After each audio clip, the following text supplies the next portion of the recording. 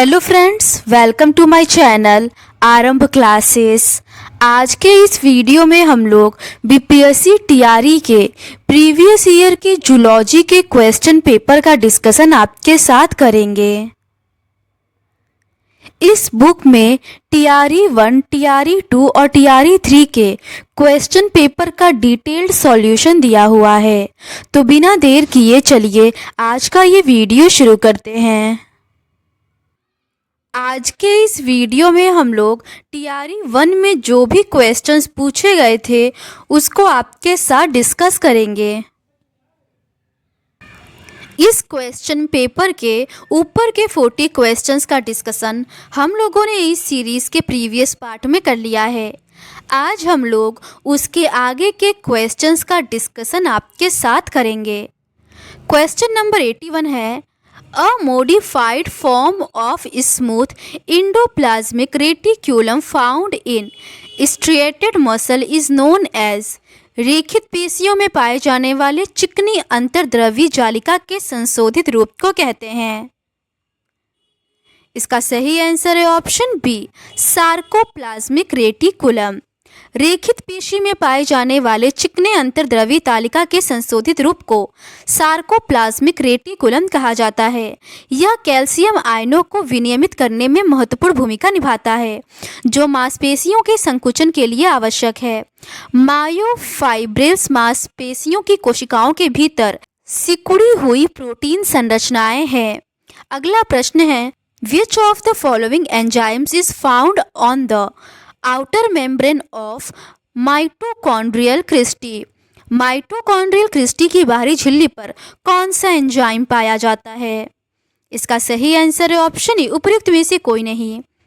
ATP synthase Christie की आंतरिक झिल्ली में पाया जाता है।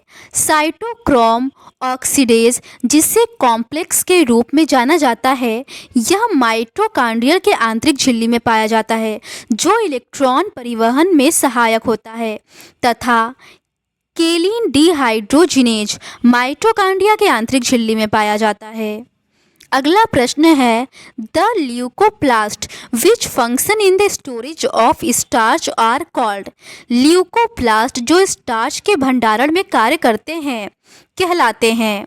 इसका सही आंसर है ऑप्शन ए, एमाइलोप्लास्ट। ल्यूकोप्लास्ट 3 प्रकार के होते हैं। एमाइलोप्लास्ट स्टार्च का भंडारण करता है। इलाइलोप्लास्ट वसा तथा तेल का भंडारण करता है। एल्यूरोप्लास्ट प्रोटीन का भंडारण करता है। एमाइलोप्लास्ट मुख्य रूप से गैर प्रकाश संश्लेषक ऊतकों जैसे जड़ों, कंद और बीजों में पाए जाते हैं, जहां स्टार्च का संग्रह होता है। अगला प्रश्न है, which of the following is not the type of secondary lysosomes. निम्नलिखित में से कौन सा द्वितीयक लाइजोसोम का प्रकार नहीं है? इसका सही आंसर है ऑप्शन डी, उपर्युक्त में से एक से अधिक। ग्रैन्युअल्स एक प्रकार के द्वितीयक लाइजोसोम नहीं है, बल्कि एक प्रकार के प्राथमिक लाइजोसोम है, जो गोल्जी तंत्र में बनते हैं।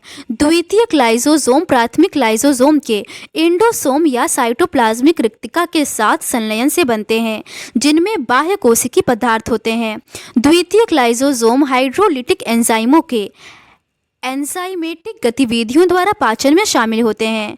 द्वितीयक लाइजोसोम के उदाहरण फागोसोम अवशिष्ट पिंड या निकाय तथा ऑटोफेजिक रिक्तिकाएं हैं।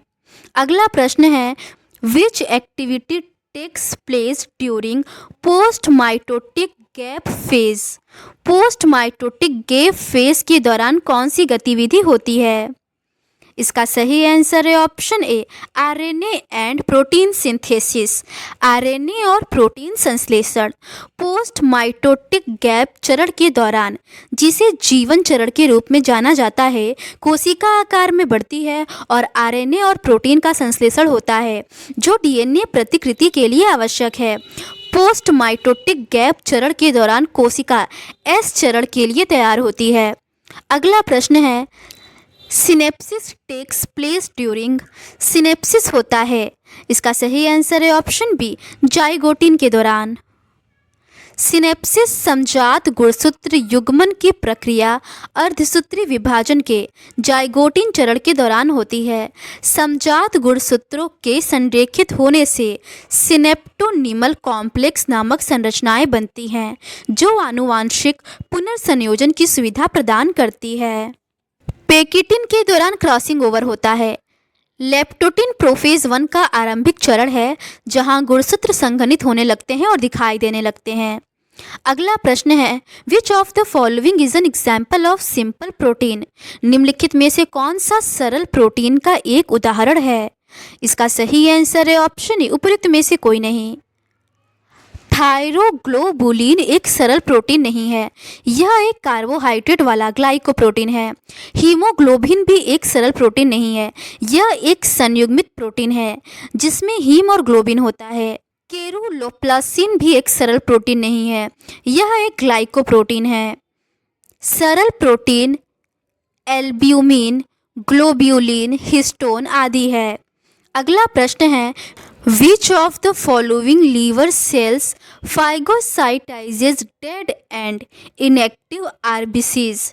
यकृत की कौन सी कोशिकाएं मृत और निष्क्रिय लाल रक्तणुओं का भक्षण करती हैं? इसका सही आंसर है ऑप्शन बी, कुप्फर की कोशिकाएं। कुप्फर की कोशिकाएं यकृत में मृत और निष्क्रिय लाल रक्त कोशिकाओं का भक्षण करती हैं। ये विशेष मैक्रोफेज साइनोसोइड्स यकृत के भीतर रक्त से भरे स्थानों में पाए जाते हैं। हेपेटोसाइट्स यकृत की मुख्य कार्यात्मक कोशिकाएं हैं जो विभिन्न चयापचय प्रक्रियाओं के लिए जिम्मेदार हैं। साइनोसोइड्स यकृत के भीतर संवहनी चैनल है। अगला प्रश्न है, which marriage should be prohibited from biological point of view? जैविक दृष्टिकोण से किस विवाह का निषेध होना चाहिए?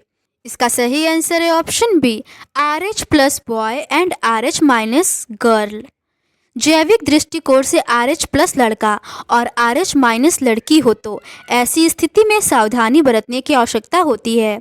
यदि एक RH+ लड़के और एक RH- लड़की का बच्चा है और बच्चे को RH+ कारक पिता से विरासत में मिलता है तो इससे गर्भावस्था के दौरान असंगति की समस्या हो सकती है। इसको चिकित्सीय सुविधा से रोका जा सकता है। इसमें पहले बच्चे को डिलीवरी के तुरंत बाद माँ को RH का प्रतिरक्षी का इंजेक्शन लगवाकर रोका जा सकता है। अगला प्रश्न है, each actin filament is made up of? प्रत्येक एक्टिन रेशा बना होता है। इसका सही आंसर है ऑप्शन डी, उपर्युक्त में से एक से अधिक।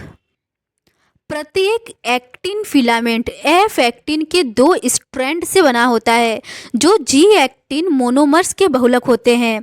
2 स्ट्रैंड एक दूसरे के चारों ओर एक पेंचदार संरचना में मुड़े हुए हैं और प्रत्येक जी एक्टिन सब यूनिट में मायोसिन के लिए एक बाध्यकारी साइट है। एफ एक्टिन स्ट्रैंड अन्य प्रोटीन जैसे ट्रोपोमायोसिन और ट्रोपोनिन से भी जुड़े होते हैं जो मांसपेशियों की कोशिकाओं के संकुचन को नियंत्रित करते हैं। अगला प्रश्न है, Cushing's syndrome occurs due to? Cushing syndrome के कारण होता है। इसका सही आंसर है option C, maximum secretion of cortisol. Cortisol का अधिकतम स्राव। कुशिंग सिंड्रोम अधिकतर कॉर्टिसोल स्राव के कारण होता है। यह एक ऐसी स्थिति है जहां शरीर अत्यधिक मात्रा में कॉर्टिसोल एक स्टेरॉयड हार्मोन का उत्पादन करता है। इस रोग में शरीर का वजन बढ़ता है, उच्च रक्तचाप, हड्डी और मांसपेशियों में कमजोरी आदि लक्षण हैं। अगला प्रश्न है, which of the following methods is used for the measurement of population density for more mobile organisms? अधिक गतिशील जीवों के लिए जनसंख्या घनत्व के मापन के लिए निम्नलिखित में से किस विधि का उपयोग किया जाता है? इसका सही आंसर है option A, capture recapture method. Capture recapture विधि का उपयोग आमतौर पर अधिक गमनशील जीवों में जनसंख्या घनत्व के माप के लिए किया जाता है। इस पद्धति में जीवों का एक नमूना लेना, उन्हें चिन्हित करना, उन्हें रिहा करना और फिर दूसरा नमूना दोबारा लेना शामिल है। दूसरे नमूने में चिन्हित और अचिन्हित जीवों के अनुपात का विश्लेषण करके शोधकर्ता कुल जनसंख्या का आकार का अनुमान लगा सकते हैं। यह तकनीक विशेष रूप से उन जीवों के लिए उपयोगी है जो चारों ओर घूम सकते हैं। चतुर्भुज विधि एक जगह स्थित पौधों या जीवों के लिए प्रयोग किया जाता है। अगला प्रश्न है, desert ecosystem is characterized by. मरुस्थलीय पारिस्थितिकी तंत्र की क्या विशेषताएं हैं? इसका सही आंसर है ऑप्शन सी, एक्सट्रीमली हाई और low temperatures with low rainfall and scarce और नो वेजिटेशन। अत्यधिक उच्च या निम्न तापमान, कम वर्षा और दुर्लभ या कोई वनस्पति नहीं। मरुस्थलीय पारिस्थितिकी तंत्र की विशेषता को मुख्य रूप से अत्यधिक उच्च या निम्न तापमान, कम वर्षा और दुर्लभ या कोई वनस्पति नहीं से परिभाषित किया गया है। मरुस्थलीय अपनी कठोर परिस्थितियों के लिए जाने जाते हैं। इसमें ज़्यादातर कटीली वनस्पतियां या तो शुष्क परिस्थिति वाली वनस्पतियां और जीव पाए जाते हैं। अगला प्रश्न है, which of the following hormones from adenohypophysis controls the function of the seminiferous tubules। एडेनोहाइपोफिजिस से कौन सा हार्मोन शुक्रजनक नलिकाओं के कार्य को नियंत्रित करता है? इसका सही आंसर है option B, follicle stimulating hormone FSH। Adenohypophysis से FSH पुरुष प्रजनन प्रणाली में शुक्रजनक नलिकाओं के कार्य को नियंत्रित करता है। FSH शुक्रजनक नलिकाओं के भीतर सर्टोली कोशिकाओं को उत्तेजित करके शुक्राणु जनन, शुक्राणु उत्पादन की प्रक्रिया को विनियमित करने में महत्वपूर्ण भूमिका निभाता है। ल्यूटिनाइजिंग हार्मोन वृषण में टेस्टोस्टेरोन उत्पादन को उत्तेजित करने के लिए जिम्मेदार है, लेकिन यह सीधे शुक्रजनक नलिकाओं को नियंत्रित नहीं करता है। प्रोलैक्टिन इस प्रक्रिया में शामिल नहीं है। इसका सही आंसर ऑप्शन बी FSH होगा, लेकिन BPSC ने इसका सही आंसर ऑप्शन ए LH को माना था। अगला प्रश्न है, from the following which enzyme is produced by epididymis. निम्नलिखित में से कौन सा एंजाइम एपिडिडिमिस द्वारा निर्मित होता है? इसका सही आंसर है ऑप्शन डी, उपर्युक्त में से एक से अधिक। एपिडिडिमिस कई एंजाइमों का उत्पादन करता है जो शुक्राणु की परिपक्वता और कार्य में शामिल हैं, जैसे एसिड फॉस्फेट एंजाइम एपिडिडिमिस की प्रमुख कोशिकाओं द्वारा स्रावित होता है और शुक्राणु सिर से ग्लाइकोप्रोटीन कोट को हटाता है। तटस्थ ग्लूकोसिडेस एंजाइम एपिडिडिमस में शुक्राणु सतह पर ग्लाइकोप्रोटीन और ग्लाइकोलिपिड्स के हाइड्रोलिसिस में शामिल होता है। अगला प्रश्न है, in which region of the fallopian tube fertilization takes place. Fallopian tube के किस क्षेत्र में निषेचन होता है? इसका सही आंसर है ऑप्शन बी, एम्पुला। अंडे को इम्बडिबुलम के फिम्ब्रियों द्वारा एकत्र किया जाता है और सिलिएटेड कालुमर एपिथेलियल कोशिकाओं द्वारा एम्पुलरी क्षेत्र में पहुंचाया जाता है, जहां शुक्राणु द्वारा निषेचन होता है। इस्थमस फेलोपियन ट्यूब का सकरा हिस्सा होता है जो गर्भाशय से जुड़ा होता है। अगला प्रश्न है, the ovary is suspended from the body wall bye. अंडाशय निम्नलिखित में से किसके द्वारा शरीर भित्ति से निलंबित रहता है? इसका सही आंसर है ऑप्शन ए, मेसोवेरियम। अंडाशय को शरीर की दीवार से मेसोवेरियम द्वारा निलंबित किया जाता है। पेरिटोनियम की एक दोहरी परत जो अंडाशय को प्रतिरक्षा देती है और पृष्ठीय शरीर की दीवार से जोड़ती है। मेसोसेल्पिनक्स और मेसोमेट्रियम भी पेरिटोनियल संरचनाएं हैं, लेकिन वे क्रमशः महिला प्रजनन प्रणाली के विभिन्न हिस्सों अर्थात फेलोपियन ट्यूब और गर्भाशय से जुड़े होते हैं। अगला प्रश्न है, the pubertal changes in secondary sex characteristics result from increasing levels of which of the following hormones. द्वितीयक लैंगिक लक्षणों में यौवनावस्था संबंधी परिवर्तन निम्नलिखित में से किस हार्मोन के स्तर में वृद्धि के परिणाम स्वरूप होते हैं। इसका सही आंसर है ऑप्शन ए, गोनाडल स्टेरॉयड।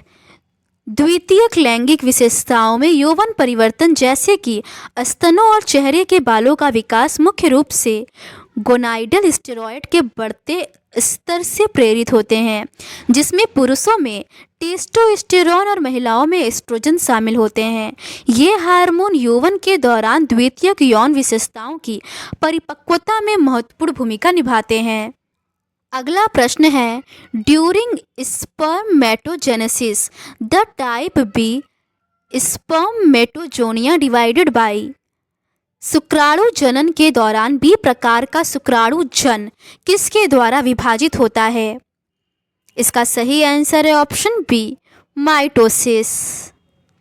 शुक्राणु जनन के दौरान बी प्रकार का शुक्राणु जन माइटोसिस से गुजरता है, जो कोशिका विभाजन की प्रक्रिया है, जिसके परिणामस्वरूप मूल कोशिका के समान गुणसूत्रों के साथ दो समान पुत्री कोशिकाओं का निर्माण होता है। यह माइटोटिक विभाजन अधिक प्रकार के बी शुक्राणुजन के उत्पादन को प्रेरित करता है, जो बाद में प्राथमिक शुक्राणु कोशिका में अंतर करता है और अर्धसूत्री विभाजन शुरू होता है। अगला प्रश्न है, the fusion of sperm and oxide membranes causes to occur. शुक्राणु और डिम्बाणु जन कोशिका झिल्लियों के संचयन के कारण होता है। इसका सही आंसर है ऑप्शन बी, कॉर्टिकल रिएक्शन। शुक्राणु और डिम्बाणु जन कोशिका झिल्लियों का संलयन अंडाणु के एंडोप्लाज्मिक रेटिकुलम से कैल्शियम आयनों की स्राव को ट्रिगर करता है, जो पॉलीस्पर्मी को रोकता है। इन घटनाओं को कॉर्टिकल प्रतिक्रिया कहते हैं, जो अंडाणु के अंदर कॉर्टिकल कणिकाएं बनाती हैं और जो जोना पेलुसिडा को सख्त बनाती हैं, जिससे एक शुक्राणु के अलावा दूसरा प्रवेश नहीं कर पाता है। एक्रोसोम प्रतिक्रिया में शुक्राणु और अंडाणु का संलयन अंडाणु झिल्ली के संलयन से पहले होता है। इसमें एंजाइम का स्रावण होता है। अगला प्रश्न है, at what interval of pregnancy the foetus fills the entire uterus. गर्भावस्था के किस अंतराल में भ्रूण पूरे गर्भाशय को भर देता है। इसका सही आंसर है ऑप्शन ए, बाई 12 वीक्स। गर्भावस्था के 12वें सप्ताह तक भ्रूण पूरे गर्भाशय को भर लेता है। लगभग 14 सप्ताह तक लिंग की पहचान हो जाती है और लगभग 16 से 20 सप्ताह तक गर्भवती महिला भ्रूण को हिलता हुआ महसूस करती है और लगभग 40 सप्ताह में बच्चे का जन्म हो जाता है। 12वें सप्ताह में भ्रूण के विकास होने से गर्भाशय को भर लेता है। अगला प्रश्न है, the hormones involve in the process of parturition are. प्रसव की प्रक्रिया में शामिल हार्मोन है। इसका सही आंसर है ऑप्शन सी, ऑक्सीटोसिन और रिलैक्सिन। प्रसव की प्रक्रिया में शामिल हार्मोन मुख्य रूप से ऑक्सीटोसिन और रिलैक्सिन हैं। ऑक्सीटोसिन गर्भाशय के संकुचन को उत्तेजित करता है, जबकि रिलैक्सिन गर्भाशय ग्रीवा का नरम करने और गर्भाशय की मांसपेशियों को शिथिल करता है। अगला प्रश्न है, the world's first test tube baby born in 1978 was. 1978 में पैदा हुआ विश्व का पहला परख नली शिशु था। इसका सही आंसर है ऑप्शन ए, लुइस ब्राउन। 1978 में जन्मा विश्व का पहला test tube baby Louise Brown था। वह आईवीएफ के माध्यम से गर्भधारण करने वाली पहली मानव थी और प्रजनन चिकित्सा में एक महत्वपूर्ण योगदान था। लुइस ब्राउन का जन्म वैज्ञानिकों रॉबर्ट एडवर्ड्स और पैट्रिक स्टेप्टो ने महत्वपूर्ण योगदान से हुआ था। अगला प्रश्न है, the available male contraceptives for male are. पुरुष के लिए उपलब्ध पुरुष गर्भ निरोधक हैं। इसका सही आंसर है ऑप्शन सी, वैसेक्टमी एंड कॉन्डम्स। पुरुष नसबंदी और कॉन्डम। पुरुषों के लिए उपलब्ध गर्भ निरोधक मुख्य रूप से पुरुष नसबंदी और कॉन्डम है। पुरुष नसबंदी एक अस्थायी शल्य प्रक्रिया है। मौखिक गोलियां महिलाओं के लिए होती हैं। इंजेक्शन और डायाफ्राम भी महिलाओं के लिए प्रयोग की जाने वाली गर्भ निरोधक सामग्री हैं। अगला प्रश्न है, which was the first well recorded European outbreak of sexually transmitted disease? यौन संचारित रोग का पहला अच्छी तरह से दर्ज किया गया यूरोपीय प्रकोप कौन सा था? इसका सही आंसर है ऑप्शन बी, सिफिलिस। यौन संचारित रोग का पहला सुलेखित यूरोपीय प्रकोप सिफिलिस के कारण हुआ था। इसका प्रकोप 15वीं शताब्दी में हुआ था। सिफिलिस एक जीवाणु संक्रमित रोग है जो ट्रेपोनेमा पैलिडम के कारण होता है। क्लेमाइडिया और गोनोरिया भी प्राचीन यौन संचारित रोग हैं, लेकिन ये यूरोपीय प्रकोपों से उतने अच्छे से प्रलेखित नहीं हैं। अगला प्रश्न है, what was the phenotype ratio in the Mendel's law of independent assortment in F2 generation? F2 पीढ़ी में मेंडल के स्वतंत्र वर्गीकरण के नियम में फिनोटाइप अनुपात क्या था? इसका सही आंसर है ऑप्शन सी, 9:3:3:1। मेंडल के डाई हाइब्रिड क्रॉस प्रयोग में F2 पीढ़ी का फिनोटाइप अनुपात 9:3:3:1 है, जहां उन्होंने दो पौधों को क्रॉस कराया जो दो लक्षणों से भिन्न थे, जैसे कि बीज का रंग और बीज का आकार। अगला प्रश्न है, व्हाट इज इनकम्प्लीट डोमिनेंस? अधूरा प्रभुत्व क्या है? इसका सही आंसर है option B, neither of the two alleles is fully dominant over the other. दोनों में से कोई भी एलील दूसरे पर पूरी तरह से हावी नहीं है। अपूर्ण प्रभुत्व में दोनों में से कोई भी एलील दूसरे पर पूरी तरह से हावी नहीं होता है। इसके बजाय वे एक मध्यवर्ती फिनोटाइप बनाने के लिए एक साथ मिश्रित होते हैं। इसका मतलब है कि विषम युग्मनजी जीव एक विशेष गुण प्रदर्शित करते हैं जो प्रत्येक एलील से जुड़े लक्षणों का एक संयोजन है। यह पूर्ण प्रभुत्व से भिन्न है, जहां एक एलील दूसरे को पूरी तरह से ढक देता है। अपूर्ण प्रभुत्व में दोनों एलील आंशिक रूप से व्यक्त फिनोटाइप में योगदान करते हैं। अगला प्रश्न है, who proposed the chromosome theory of inheritance? वंशागति का गुणसूत्र सिद्धांत किसने प्रतिपादित किया? इसका सही आंसर है option B, Walter Sutton and Theodore Boveri. वंशागति का गुणसूत्र सिद्धांत 1902 में स्वतंत्र रूप से वॉल्टर सटन और थियोडोर बोवेरी द्वारा प्रतिपादित किया गया था, लेकिन बाद में इसे मार्गन, स्टुअर्ट और ब्रिजेस द्वारा संशोधित और विस्तारित किया गया। इस सिद्धांत में मेंडेलियन आनुवंशिक और कोशिका विभाजन के दौरान गुणसूत्रों के व्यवहार के बीच एक संबंध स्थापित किया, जिससे पता चलता है कि जीन एक पीढ़ी से दूसरे पीढ़ी तक कैसे प्रसारित होते हैं। वॉटसन और क्रिक ने डीएनए की संरचना में काम किया। अगला प्रश्न है, the chromosomes appear V shaped during anaphasic movement are known as? Anaphasic movement के दौरान क्रोमोसोम वी आकार के दिखाई देते हैं, जिन्हें जाना जाता है। इसका सही आंसर है ऑप्शन सी, मेटासेंट्रिक के रूप में। एनाफेजिक गति के दौरान जो गुणसूत्र वी आकार के दिखाई देते हैं उन्हें मेटासेंट्रिक के रूप में जाना जाता है। मेटासेंट्रिक क्रोमोसोम में केंद्र के पास एक सेंट्रोमियर स्थित होता है जो उन्हें एनाफेज के दौरान एक विशिष्ट वी आकार देता है। एक्रोसेंट्रिक क्रोमोसोम में एक छोर के पास एक सेंट्रोमियर होता है।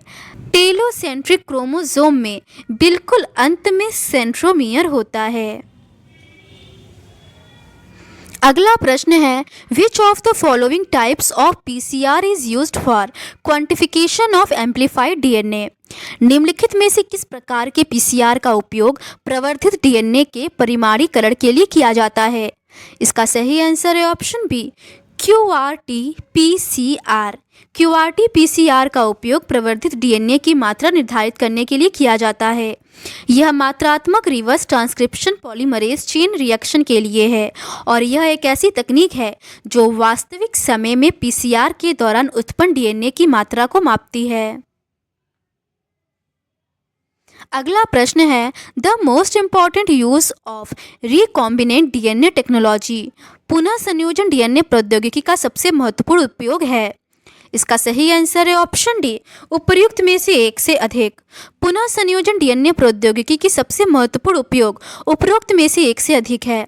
जैसे पुनः संयोजन डीएनए तकनीक आरडीएनए और सीडीएनए की क्लोनिंग की अनुमति देती है, जो विभिन्न आनुवंशिक अध्ययनों और जैव प्रौद्योगिकी अनुप्रयोगों के लिए महत्वपूर्ण है।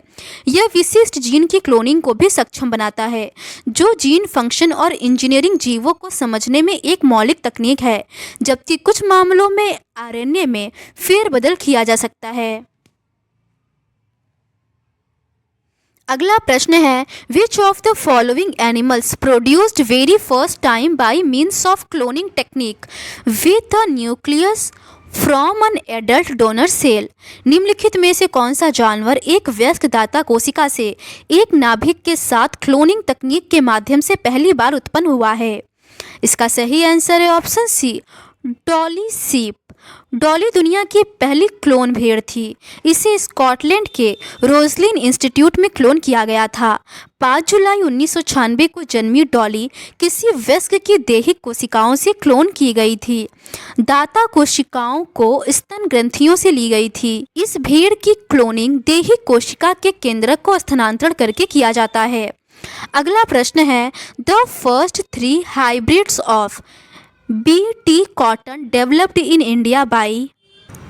भारत में बीटी कपास के पहले 3 संकर निम्नलिखित में से किसके द्वारा विकसित किए गए? इसका सही आंसर है ऑप्शन ए, महिको मोनसेंटो बायोटेक लिमिटेड।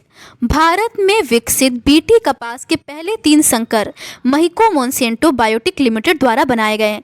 इन संकर प्रजातियों में कीटों से लड़ने के लिए प्रतिरक्षा क्षमता थी, जो उपज में बढ़ोतरी और कीटनाशकों का कम प्रयोग के द्वारा कृषि में महत्वपूर्ण योगदान दिया। अगला प्रश्न है, auto antibody DNA fingerprinting was developed by. स्वप्रतिपिंड डीएनए फिंगरप्रिंटिंग किसके द्वारा विकसित किया गया था? इसका सही आंसर है option A, Alec Jeffreys. Auto antibody DNA fingerprinting का विकास एलेक जेफ्रिस द्वारा किया गया था। यह क्रांतिकारी तकनीक, जिसे डीएनए प्रोफाइलिंग या डीएनए फिंगरप्रिंटिंग के रूप में भी जाना जाता है, पहली बार 1980 के दशक में जेफ्रिस द्वारा पेश की गई थी। यह व्यक्तियों के डीएनए पैटर्न के आधार पर उनकी विशिष्ट पहचान को बताता है। बीपीएससी ने इसका आंसर ऑप्शन बी, ए के फ्रैंकुर को माना है। अगला प्रश्न है, arrange the following ingredients of poultry feed for layers in decreased percentage. कुक्कुट आहार के निम्नलिखित संघटकों को कम प्रतिशत के क्रम में अंडा देने वाली मुर्गी के लिए व्यवस्थित करें। पहला है डिकॉटिएटेड ग्राउंड नट केक, विकृत मूंगफली केक। दूसरा है बार्ले जौ। तीसरा है पॉलिश्ड राइस। चौथा है येलो मेज, पीली मक्का। और 5वां है कॉर्न ग्लूटेन, मकई लस। Select the correct code from the following. निम्नलिखित में से सही कोड का चयन करें। इसका सही आंसर है ऑप्शन ए, 43215। कुक्कुट आहार में संघटकों को कम प्रतिशत के क्रम में अंडा देने वाली मुर्गियों का सही क्रम है। पीला मक्का आमतौर पर उच्चतम प्रतिशत वाला माना जाता है। इसके बाद पॉलिश चावल, जौ, विकृत मूंगफली और अंत में मकई लस दिया जाता है। अगला प्रश्न है, which of the following is the largest honey bee. निम्नलिखित में से सबसे बड़ी मधुमक्खी कौन सी है?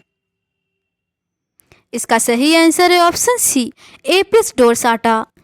एपिस डोरसाटा, जिसे विशाल मधुमक्खी के रूप में भी जाना जाता है, दक्षिण और दक्षिण पूर्व एशिया की मूल निवासी है और अन्य मधुमक्खियों की तुलना में बड़ी होती है। अन्य प्रजातियां एपिस फ्लोरिया और एपिस इंडिका आकार में छोटी होती हैं। अगला प्रश्न है, which is the disease causing protozoa in human. मानव में रोग उत्पन्न करने वाला प्रोटोजोआ कौन सा है? इसका सही आंसर है ऑप्शन सी, लिस्मेनिया। मानव में रोग उत्पन्न करने वाला प्रोटोजोआ लिस्मेनिया है, जो लिस्मेनियासिस नामक रोग करता है। यह एक वेक्टर जनित रोग है जो सेंट फ्लाई द्वारा फैलता है। अगला प्रश्न है, which of the following activities of modern technological man consider to cause indirect और अनइंटेंशनल इम्पैक्ट और नेचुरल इन्वायरमेंट। आधुनिक तकनीकी मनुष्य की निम्नलिखित में से कौन सी गतिविधि प्राकृतिक पर्यावरण पर अप्रत्यक्ष या अनजाने प्रभाव का कारण बनती है। इसका सही आंसर है option C, use of DDT। आधुनिक तकनीकी में मनुष्य द्वारा DDT का उपयोग प्राकृतिक पर्यावरण पर अप्रत्यक्ष या अनजाने प्रभाव का कारण बनी। DDT एक सिंथेटिक कीटनाशक है जिसका 1940 से 1970 के दशक में व्यापक उपयोग किया गया था। बाद में पता चला कि DDT का पर्यावरण और जीवों पर भारी प्रभाव पड़ा। यह जैव संचयन, जैव आवर्धन तथा कैंसर उत्पन्न करता है। अगला प्रश्न है, which of the following trees got nearly extinct with the extinction of dodo animal। डोडो जानवर के विलुप्त होने से कौन सा पेड़ लगभग विलुप्त हो गया। इसका सही आंसर है ऑप्शन ए, केलवेरिया। डोडो जानवर के विलुप्त होने के साथ जो पेड़ लगभग विलुप्त हो गया वह केलवेरिया पेड़ है, जिसे केलवेरिया मेजर के नाम से भी जाना जाता है। डोडो जो मॉरिशस का मूल निवासी उड़ने में असमर्थ पक्षी है, वह केलवेरिया के बीजों का प्रकीर्णन करने और पुंकेसरों को पहुंचाने में मदद करता है। डोडो के विलुप्त होने के साथ केलवेरिया पेड़ के परागकण न पहुंचने पर पेड़ भी धीरे धीरे विलुप्त हो गया है। अगला प्रश्न है, which of the following is the acute health effects due to exposure to very high levels of radiation. अत्यधिक उच्च स्तर के विकिरण के संपर्क में आने के कारण निम्नलिखित में से कौन सा तीव्र स्वास्थ्य प्रभाव होता है। इसका सही आंसर है option A, skin Burns and radiation sickness. त्वचा जलन और विकिरण बीमारी। विकिरण के बहुत उच्च स्तर के संपर्क में आने से त्वचा में जलन और विकिरण संबंधी बीमारी गंभीर स्वास्थ्य प्रभाव के रूप में हो सकती है। उच्च विकिरण की वजह से कोशिकाओं और ऊतकों में नुकसान पहुंचता है। विकिरण से DNA में उत्परिवर्तन हो जाता है और यह कोशिकाओं में कैंसर भी उत्पन्न कर सकता है। तो आज के इस वीडियो में बस इतना ही। इस तरीके से हम लोगों ने BPSC TRE जूलॉजी के TRE 1, TRE 2 और TRE 3 में पूछे गए सभी क्वेश्चन पेपर का डिस्कशन कर लिया है। अगर आपको ये सीरीज़ पसंद आती है तो please do subscribe to my channel and like this video. Thank you.